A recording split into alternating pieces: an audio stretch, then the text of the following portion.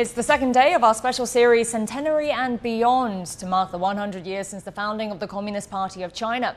We look back over the party's history and mission from iconic locations, with our reporters bringing you stories from the past and present. And we get the insights of our guests on what drives the party in fulfilling its present mission. Today we focus on what the party has done to improve people's livelihoods, and we discuss why that has always been a priority.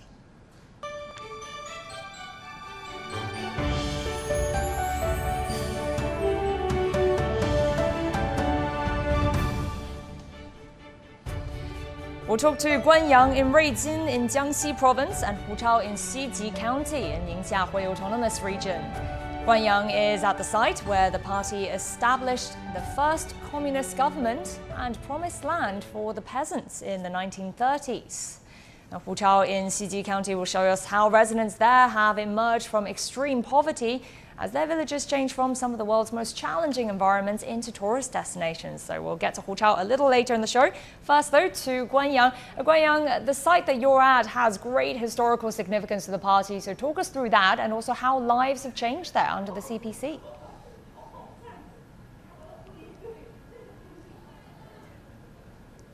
Hi there. Speaking of the city of Ruijin in Jiangxi province, it was where the forerunner of the People's Republic of China, the Provisional Central Government of the Chinese Soviet Republic, was founded back in 1931. Today, it is recognized as the Red Capital and the cradle of the Chinese Revolution. I'm now in this very special conference hall where the CPC hosted the first National Congress of the Chinese Soviet Republic in 1931. Right in this meeting room, Mao Zedong was elected as the chairman, and on behalf of the Central Bureau of the Chinese Soviet Republic, Mao delivered a report on political issues at the Congress. The Congress also elected a Central Executive Committee and announced the founding of the Provisional Central Government of Chinese Soviet Republic. It adopted a number of acts and laws, including the Outline Constitution, Land Act, and Labor Law, which were drafted by the provisional government. And also in China, when we say ancestral halls, they are often referred to as where people pay tribute to their ancestors. But here in the province of Jiangxi in eastern China, they bear much more significance. Take this conference hall as an example. It belonged to a family surnamed Xie and was built during the Ming Dynasty with a history more than 400 years. Now, after the first National Congress of the Chinese Soviet Republic, it became the working venue for the officials of the interim government. In October 1934, the Chinese workers and the peasant Red Army was forced to begin a military maneuver called the Long March. The interim government was transferred, leaving behind the buildings in Ruijin. Many of the buildings where the early CPC members worked were destroyed, but the ancestral hall managed to survive. Now, that building over there was the Central Bureau of the Chinese Soviet Republic. And the importance of Ruijin lies in the fact that the Communist Party of China first attempts to settle affairs of state. Almost all the existing central organs of state, ministries and commissions can find their predecessors in Ruijin. And to know more about the CPC's early governance philosophy, especially the methodology of the mass law introduced by Chairman Mao Zedong to require the CPC rank and the file stay close to people, we are now joining by Mr. Zhu Wanhong, the History Research Office of CPC Committee of Ruijin. Good to have you here. During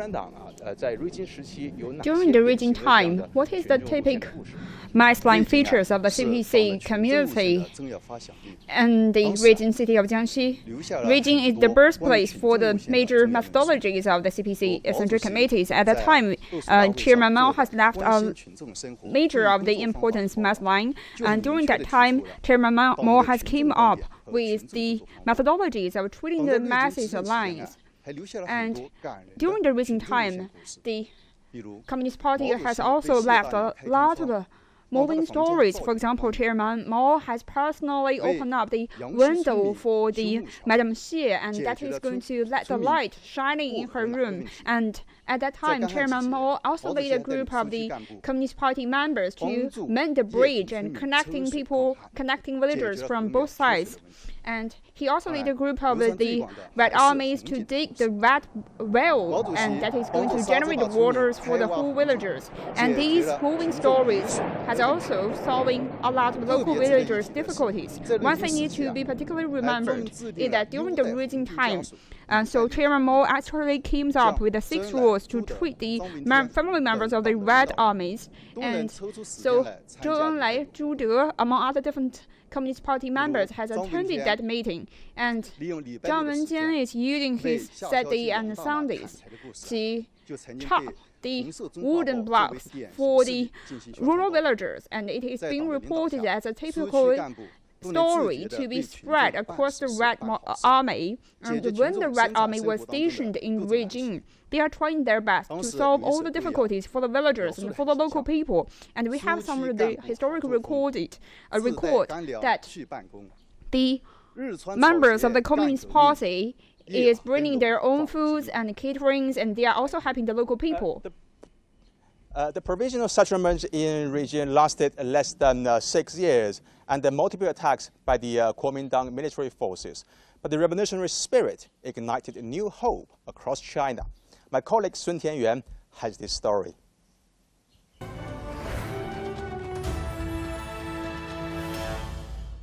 The central Soviet district in the mountains of East China had a population around 2.5 million, and it wanted support of peasants in standing up against years of encirclement and siege launched by the ruling Kuomintang.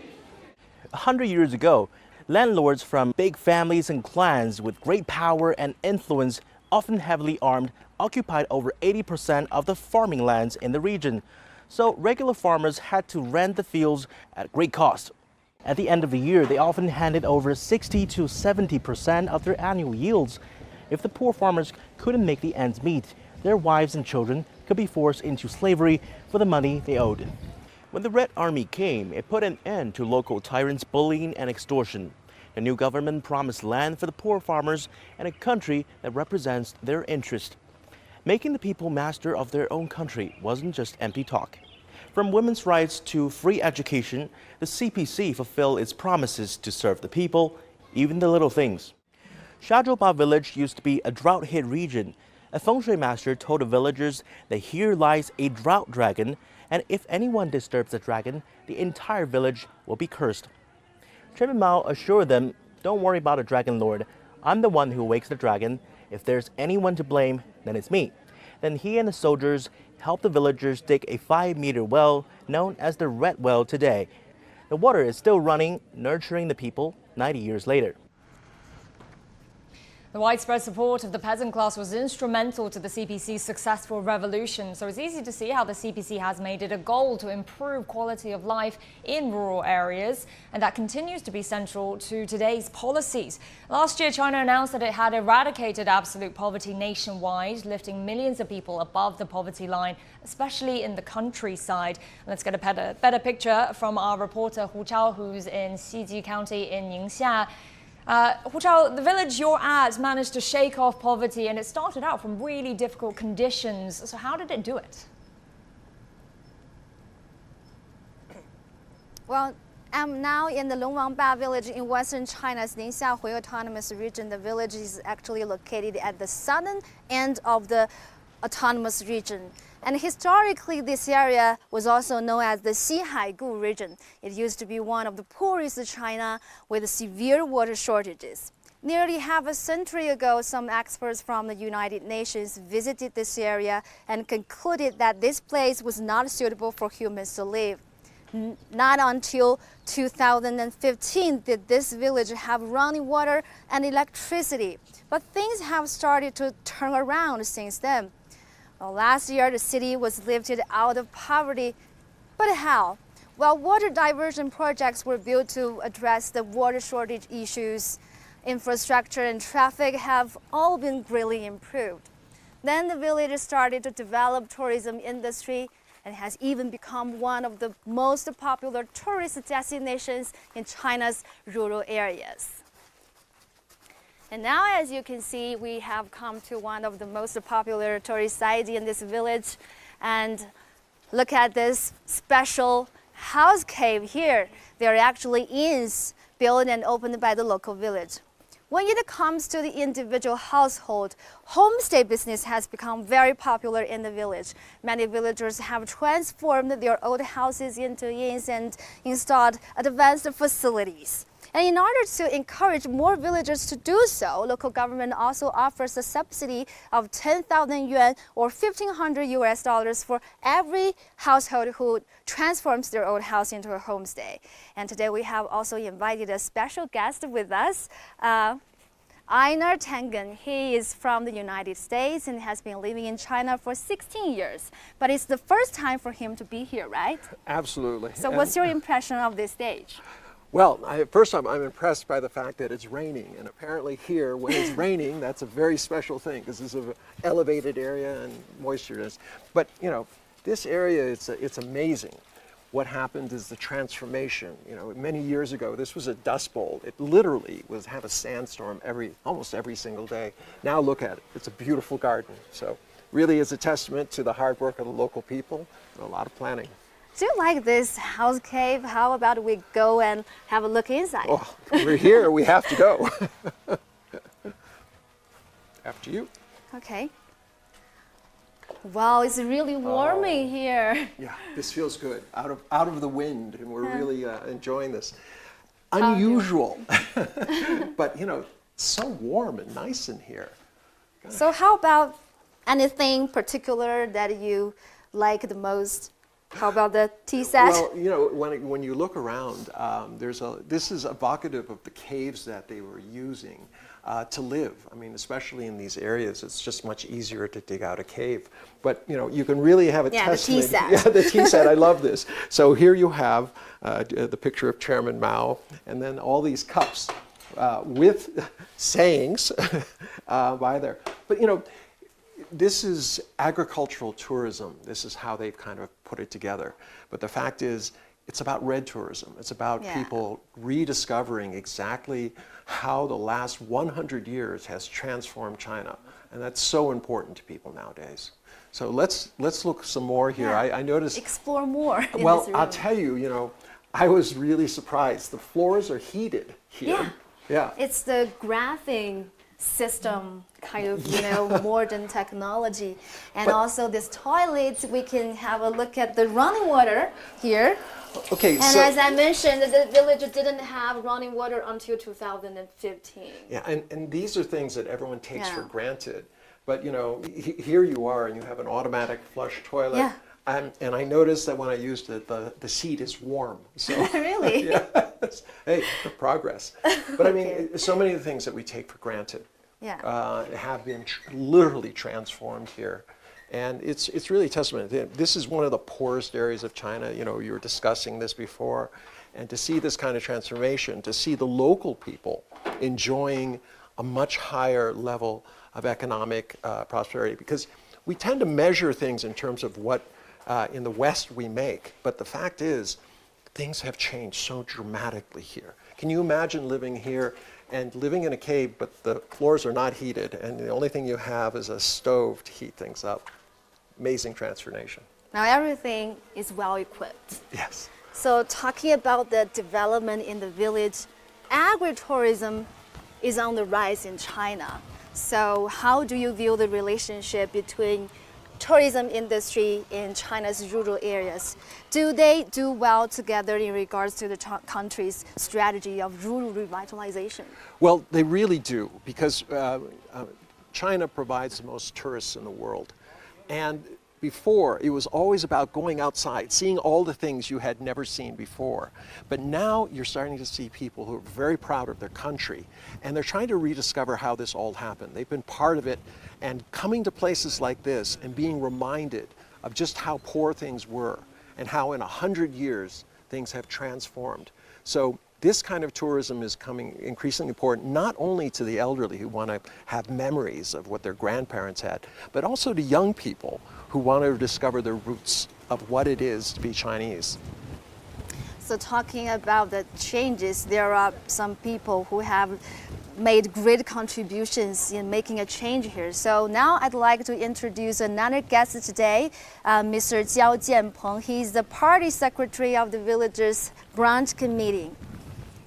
Well, Mr. Zhao was born and grew up here after graduating from the college in the region's capital city in Yingchuan. He chose to stay there and worked for a time, but eventually he chose to come back to this poor area to start a business. 所以江书记当时是什 So 么让 General 你选 Secretary 择回 Jiao, 到 what 这里来 brought you 创 back 业？ to your home to start your own business and 我就 start the 出生在这个 entrepreneurship? 我们的 I was 美丽小山 born 村 here in this beautiful 虽 village. 然在外面上了学 Although I 就出了 attend 公司赚 colleges 到钱 and 但是村里面 universities 还很穷 and 所以 other 说我 different 决 big 定 cities, 回来为自己 but 的 my 家乡做 village 点事 is 儿 still 当 poor. 然近 I 几年 decided to 随着 come 我 back 们 to my 国 village 家 and contribute 发 myself 展 to the 乡村 village 旅游啊 development. 林山间休闲农业 So with the 整 national 个 campaign to 看到了 develop 一 the 个很大的一个 rural 商机 tourism, 我们 I 村 see 这 a 么漂亮 huge 我觉得 opportunities 我们可以 in 做 these 这些 areas. I think our village has a 那么 very 在 beautiful 您 sceneries. 脱 I 贫 can 的 do a 这个过 lot 程中 to 遇到了什么样的困 elevate 难？ the 您是 people 怎么 onto 解 the 决 poverty. 的？ What kind of 在 difficulty 脱 did 贫 you 发 meet 展 during the 产业方 journeys? 面我 So 们遇到的 we 最大 have 的困 choose 难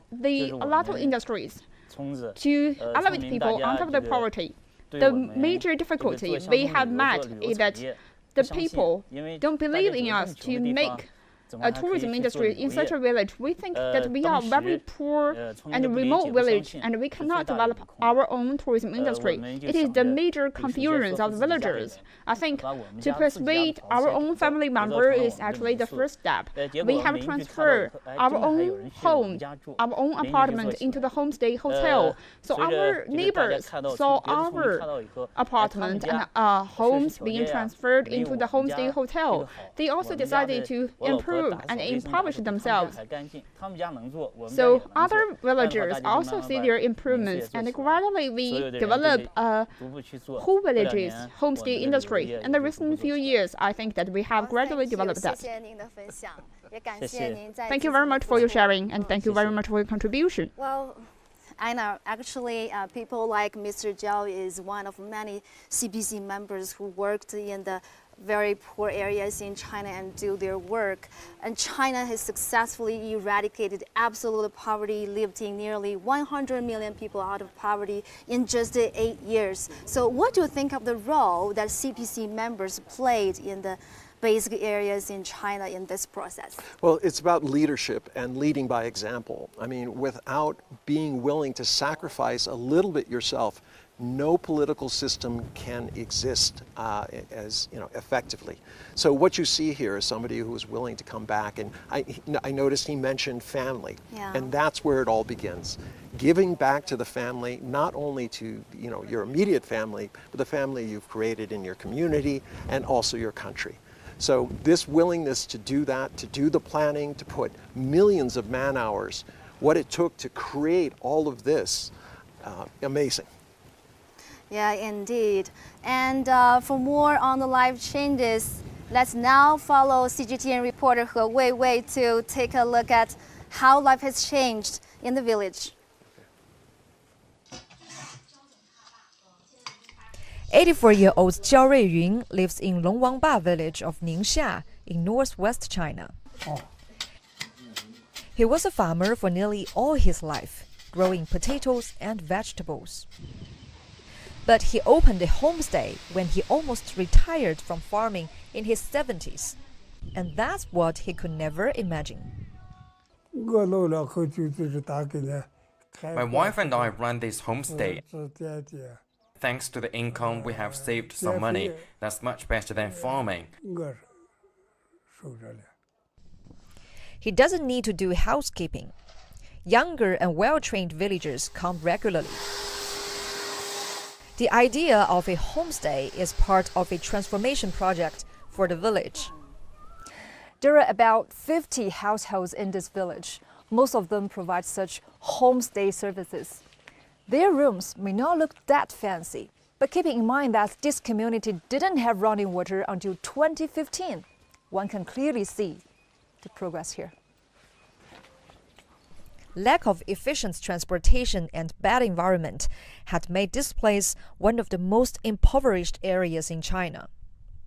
Before 2013, the average annual income per person in the village was 2,300 yuan. That's less than $1 per day. In the past, life was very difficult. I didn't have enough clothes for my children. They had no shoes to wear and could only wear socks. It was so sad. Zhao Jianpeng is the man who brought change to this poor village. He realized that agriculture may not generate enough income, so he initiated a renovation project, hoping to find a way out by developing tourism.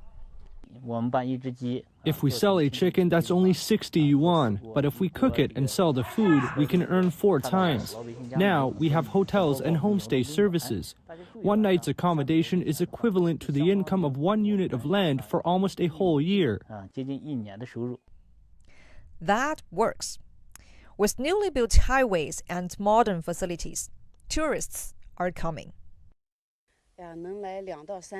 I come here 2 or 3 times a year, especially in spring.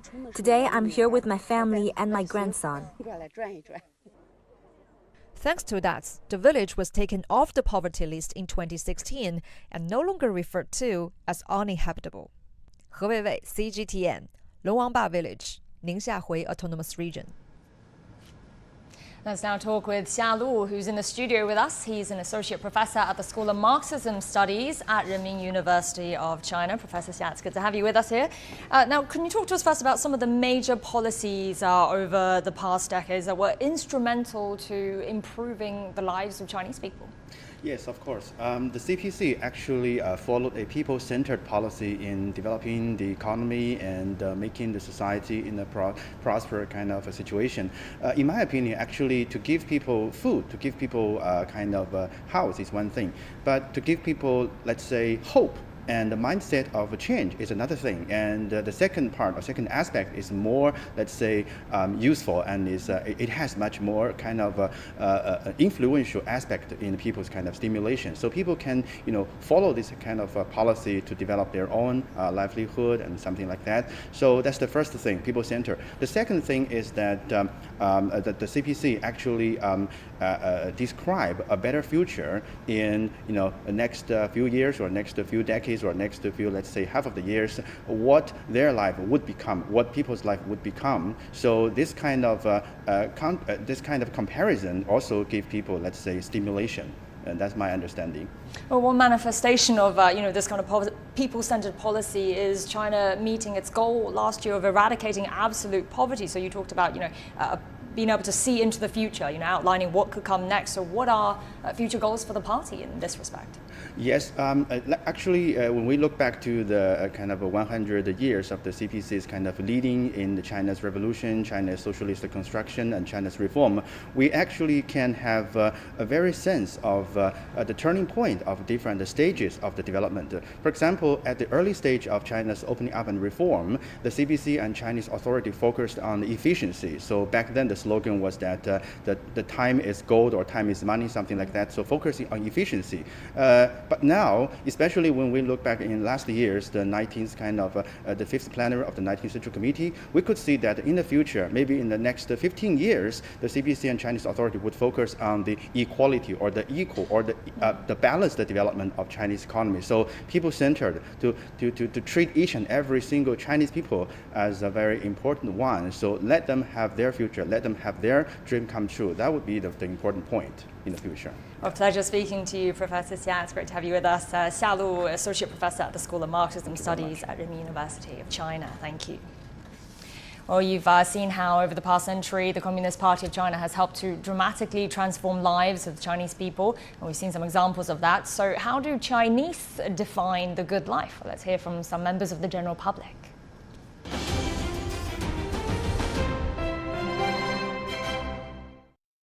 After years of hard work, now I've bought an apartment and a car. My child also performs excellent in school, and we've earned more after raise in salary. Now it's all better in terms of food, clothes, residency, and transport. I think life is best when I see the smile on the face of my wife and daughter. A harmonious family. Everything is going well in my work, and the kids and old can be taken care of. I come from a coal miner's family. After years of education, I came to work here. The hospital has given me a lot of support, and here I've been learning skills, serving the patients, and being able to relieve their pain. This is the biggest happiness for us medical workers, and this is the good life for me. I think life in China is good. In my opinion, China has become the safest country in the world. At least you won't get shot by the police in your own backyard. My family members are healthy. I have savings that can save my life easy, so this is a good life for me. A good life for us is to drive happily every day and come back home safely, serve every passenger well, and bring the bread home. Me and my husband run the taxi together. I work from the morning till 2 to 3 in the afternoon. Then my husband takes over the shift and works till 11 or 12 at night. In this way, we each still have time to take care of our children and parents every day. This is the good life for us. Every day is a good life. I think the good life is family members being able to live together and staying safe. Our children now live in a new era with excellent educational facilities and resources. Every day is actually a good life. But now many parents are seriously anxious about their children's education, so we have been guiding the parents to reduce their anxiety as much as possible. We are working to bring education back to its essence, and life will be even better. In our coverage tomorrow, we'll focus on how the Communist Party of China has overcome difficulties while sticking to its convictions, and we'll bring you stories during their long march and space exploration. Do stay tuned to CGTN or follow us on social media for the latest from that series on the CPC Centenary.